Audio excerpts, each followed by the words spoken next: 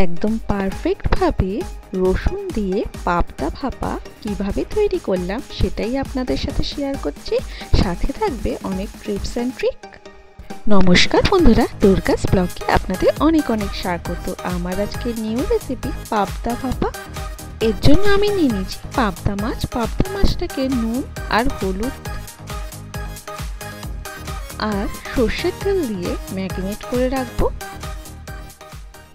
আমি এখানে সর্ষের তেলটা দিলাম কারণ পাবদা মাছ কড়াইতে দিলেই প্রচুর পরিমাণে ফাটে, তেল ছেটে। আর এই কাঁচা সর্ষের তেল দিয়ে যদি মাখিয়ে রাখা হয় তাহলে কিন্তু পাবদা মাছ একটুও ফাটবে না। এইভাবে ম্যারিনেট করে আমি 10 মিনিট মতো রেখে দেব। আর আমি মশলা হিসাবে নিয়ে নিচ্ছি সর্ষে, খুব সামান্য পরিমাণ জিরের গুঁড়ো, আর নিয়ে নিচ্ছি রসুন আর কাঁচা লঙ্কা, আর পাকা লঙ্কাও নিয়েছি একটা। কড়াইতে সর্ষের তেল দিয়ে দিলাম। আমার সমস্ত রান্নাটা এই সর্ষের তেলেই হবে। যে কোনো ভাপা রেসিপি করতে গেলে সর্ষের তেলে ভীষণ ভালো হয়। তেলটা খুব ভালো করে গরম করে নিতে হবে। গরম করে কিন্তু ওটাকে একটু ঠান্ডা করে নেবেন।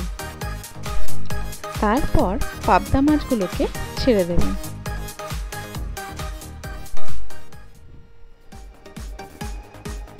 এই তেলটা চারিদিকে এইভাবে মাখিয়ে নিন যাতে কড়াইতে কোনো জায়গায় লেগে না যায়।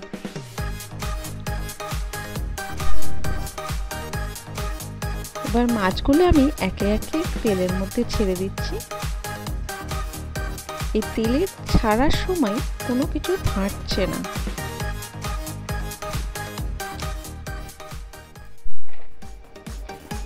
এইভাবে মাছটাকে এপিট ওপিট করে ভেজে নেব। আমার রান্নাটা যদি ভালো লেগে থাকে অবশ্যই লাইক, কমেন্ট, শেয়ার করবেন। সাবস্ক্রাইব অবশ্যই করে দেবেন। পাশে নোটিফিকেশন বেলটাও অন করে দেবেন। এরকম নতুন নতুন ভিডিও চাইলে সবার প্রথম যেন আপনার কাছে পৌঁছায়। এই পাবদা মাছের মধ্যে যদি সর্ষে বাটার সাথে রসুন দেওয়া যায় তাহলে কিন্তু ভীষণ ভালো স্বাদ আসে। আমার এক পিঠটা ভাজা হয়ে গেছে মাছে। আমি এটাকে একটু উল্টে দেব। খুব বেশি একটা নাড়াচাড়া করবেন না, হালকা হাতে মাছগুলোকে উল্টে দেবেন। পাবদা মাছ ভীষণই নরম মাছ, ভেঙে যাওয়ার সম্ভাবনা থাকে। নাড়াচাড়াটা খুবই হালকা হাতে করতে হবে।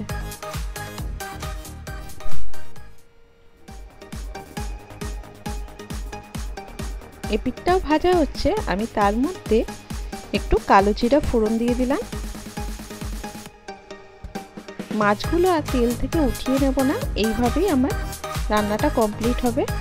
এইবার যে পেস্টটা আমি করে রেখেছিলাম, সর্ষে বাটা, কাঁচা লঙ্কা, রসুনের যে পেস্টটা করে রেখেছিলাম, ওর মধ্যে নুন আর হলুদ দিয়ে দিলাম।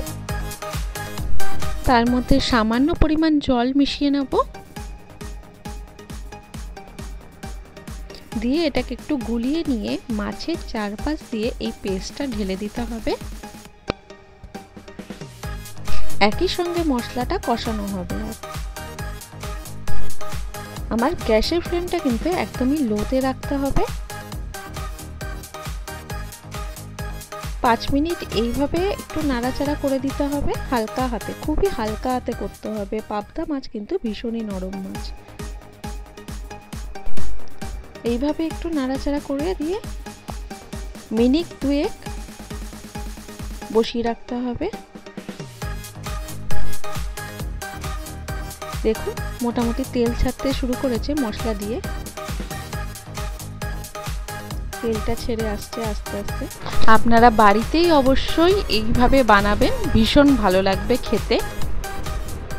গরম গরম ভাতে এরকম পাবদা ভাপা দারুণ লাগবে।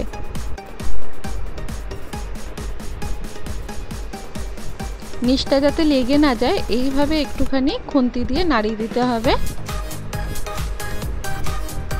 মোটামুটি তেল ছেড়ে এসছে, সেই রকম অবস্থায় সামান্য একটু জল দিয়ে আঁচ কমিয়ে রেখে দিতে হবে। 5 মিনিট পর্যন্ত এটাকে এইভাবে রেখে দিতে হবে। আমার রান্নাটা যদি ভালো লেগে থাকে অবশ্যই শেয়ার করে দেবেন, অন্যকেও দেখার সুযোগ করে দেবেন। নতুন কোনো রেসিপি দেখতে চাইলেও সেটাও কমেন্ট করে জানাবেন। খুব সহজেই এই রেসিপিটা হয়ে যায়, 5 মিনিটও সময় লাগে না এটা তৈরি করতে।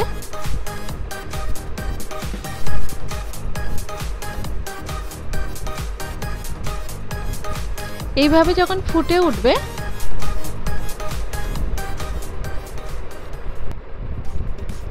খুবই ভালো একটি